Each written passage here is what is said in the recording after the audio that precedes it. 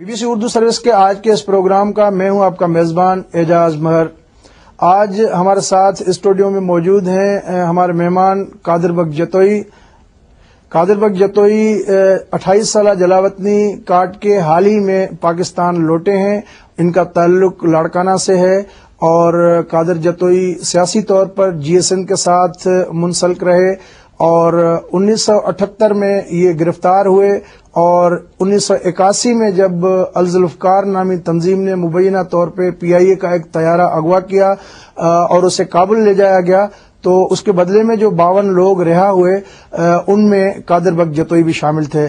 تو پوچھتے ہیں قادر جتوئی سے کہ جی قادر جتوئی صاحب یہ بتائیے کہ آپ کا تعلق تو GSN سے رہا لیکن یہ طیارہ جو ہے وہ اغوا ہوا الذوالفقار نے کیا، تو آپ کیسے اس کے بدلے رہا ہوئے؟ میرا ذاتی خیال یہ ہے کہ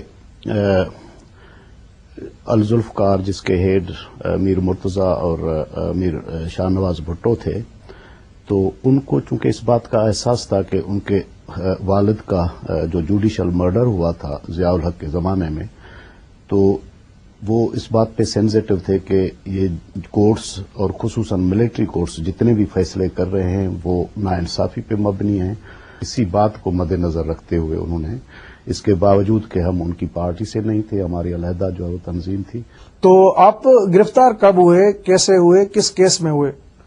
فوجیوں کے قتل اور ان کو زخمی کرنے کے الزام میں گرفتار ہوئے، اور یہ ہوا یہ اس طرح کہ پیپلز میڈیکل کالج نواب شاہ کی اسٹوڈنٹس یونین کی صدر تھی شیریں سومرو، تو ان کے ساتھ ایک میجر نے زیادتی کی، ریپ کیا۔ تو خبر جب پہنچی اسٹوڈنٹس کمیونٹی میں، تو میں اس وقت سندھ یونیورسٹی میں پڑھتا تھا، وہاں جتنی بھی اسٹوڈنٹس آرگنائزیشنز تھیں، جمعیت طلباء سے لے کر GSN سے لے کر Sindh Peoples Students Federation SNA سے کوئی 6-7 تنظیمیں تھیں، تو انہوں نے فوراً مل کر یہ فیصلہ کیا کہ یہ بہت بڑی زیادتی ہوئی ہے، اس کے خلاف ایک بہت بڑا پروٹیسٹ کیا جائے۔ تو 2 اکتوبر کو ہم نے جو ہے وہ پروٹیسٹ ارینج کیا، 2 اکتوبر 1978 کو، تو ہزاروں کی تعداد میں اور طلباء میں بہت ہی اشتعال تھا۔ تو ہم نے کہا کہ یونیورسٹی چونکہ جام شروع ہے، باہر ہے اور مارشل لا کا دور ہے، کوئی ہمارا احتجاج سنے گا نہیں، لہٰذا ہم نے یہ جلوس کی شکل میں جام شروع سے حیدرآباد جانا ہے۔ تو جب جام شروع پل کے نزدیک پہنچے حیدرآباد کی طرف جانے سے، تو آگے فوج نے پورا وہ پل بند کیا ہوا تھا جہاں سے ہمارے جلوس کا گزرنا ممکن نہیں تھا، اور پیچھے ہمارے جلوس کے پولیس تھی، تو ہم بیچ میں تھے، یہ سارا بڑا جلوس۔ تو ہم ابھی سوچ ہی رہے تھے کہ اتنے میں فائرنگ ہوئی، اب پتہ نہیں کہ وہ فائرنگ پولیس کی طرف سے پیچھے سے ہوئی یا اوپر جو وہ چڑھائی پہ کھڑے ہوئے تھے فوجی ان کی طرف سے ہوئی۔ تو پھر فائرنگ کا سلسلہ جو ہے وہ شروع ہو گیا، اور چونکہ طلباء جو ہے وہ نہتے تھے تو وہ بھاگنا شروع ہوئے، کوئی ادھر ہوا کوئی ادھر ہوا، تو اسی میں کافی وہ جو ہے نا وہ گولیاں شولیاں چلی۔ تو اس کے بعد ہم منتشر ہو کے جلوس جو ہے وہ ہم نے کہا کہ اب جو ہے جام شروع کالونی کی طرف جو ہے نا وہ ہم جاتے ہیں، تو وہاں سے جو ہے وہ پورا جلوس جو ہے وہ مڑ کے جام شروع کالونی سے پھر پیچھے لیاقت میڈیکل کالج اور یونیورسٹی جو ہے نا وہ جا کر پہنچا، اور ہم اس میں کامیاب نہیں ہوئے حیدرآباد جانے میں۔ لیکن بعد میں سنا اور ریڈیو پہ سنا کہ جو ہے وہ 2 فوجی قتل ہو گئے ہیں اور کچھ جو ہے وہ زخمی ہو گئے ہیں، اور اسٹوڈنٹس کافی زخمی ہوئے اور کچھ گرفتار بھی ہوئے۔ تو ان 2 فوجیوں کے قتل کا مقدمہ آپ لوگوں کے خلاف درج ہوا، تو اس کے بعد پھر آپ نے بتایا کہ یونیورسٹی واپس پہنچے، تو وہاں سے کیسے نکلے؟ یونیورسٹی میں تو ہم اسی دن شام کو نکلے، تو چونکہ راستے سارے بند تھے تو ہم پیچھے سے مڑ کے جو ہے وہ جام شروع گریڈ اسٹیشن کے آگے جو ہے وہ کھڑے ہو گئے کہ کوئی بس اگر آ جائے، ہم دیہات چونکہ جو ہے وہ بیس پگڑیاں شگڑیاں باندھ لی، تو وہاں سے اچھا بھیس بدل کے وہاں سے نکلے۔ ایک گاڑی کو ہم نے ہاتھ دیا، اس نے لفٹ دیا، اور وہ بالکل نیو گاڑی تھی، اس کا نمبر پلیٹ بھی نہیں تھا، وہ گتے کا نمبر پلیٹ۔ تو وہ بھائی صاحب کوئی لاہور کے تھے، کوئی بڑے میاں، تو ان کو اولاد نہیں ہو رہی تھی، تو وہ کراچی گئے تھے، وہاں سے گاڑی خرید کے کوئی جا رہے تھے 7 کی جو ہے وہ زیارت پہ، قلندر کی درگاہ پہ، شہباز کی دربار پہ۔ تو ہم نے کہا کہ بھائی ہم بھی لال شہباز کی دربار پہ جا رہے ہیں، یہاں دیہات میں رہتے ہیں۔ पंजाबी थे। हम तीनों गाड़ी में पीछे बैठे, उसका ड्राइवर और वो साहब जो है वो आगे थे। तो पेटारों पे बड़ी सख्त जो है वो चेकिंग थी कैडेट कॉलेज के इस पे ना, फौज पूरी चेक पोस्ट पे। चेक पोस्ट पे। तो वहां खड़े हो गए, गाड़ी खड़ी हो गई। तो उन्होंने वो पंजाबी में बात की, फौजियों ने उनके साथ आगे जो है ना, जब वो पंजाबी में बात की तो वो फौजी काफी वो मतलब नरम हुए और उन्होंने सिर्फ हमारी डिक्की देखी और कहा कि जाने दो जो। तो ऐसे करके फिर हम सन गए।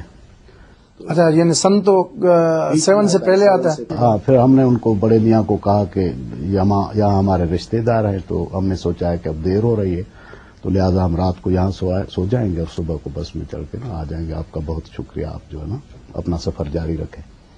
तो ऐसे जो है वो साईं के पास पहुंचे, कोई 12-1 बजा था रात का।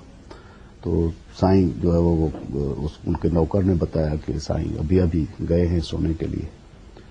तो साईं को इतला हुई, वो आ गए। तो साईं बहुत नाराज थे इस बात पे, चूंकि उस वक्त जीएस सिंध की यही पोजीशन थी कि मिलिट्री हुकूमत तो है, लेकिन इसके खिलाफ कोई रिएक्शन नहीं करना, मिलिट्री हुकूमत के साथ तसादुम में नहीं आना, क्योंकि हम जो है वो जो भी तसादुम करेंगे मिलिट्री हुकूमत के साथ या जो भी जो है वो कन्फ्रंटेशन करेंगे, उसका फायदा पीपल्स पार्टी को पहुंचेगा और भुट्टो साहब जो जेल में पड़े हुए हैं वो जो है वो उनकी पोजीशन मजबूत होगी।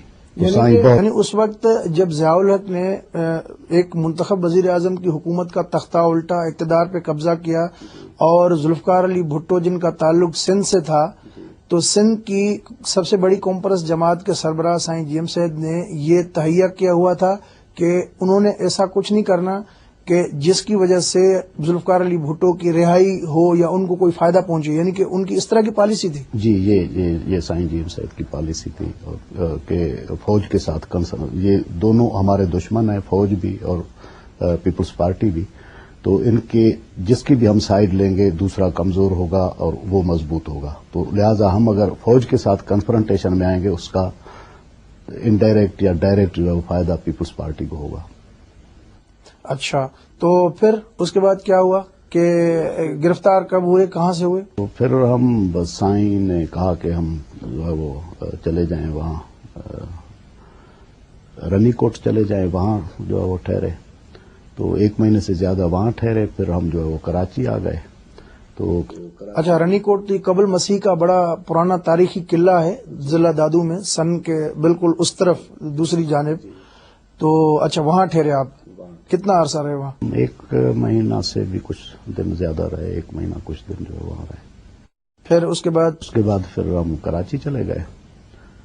तो वहाँ कौड़ल शाह की जगह थी, तो वहाँ रहते थे हम।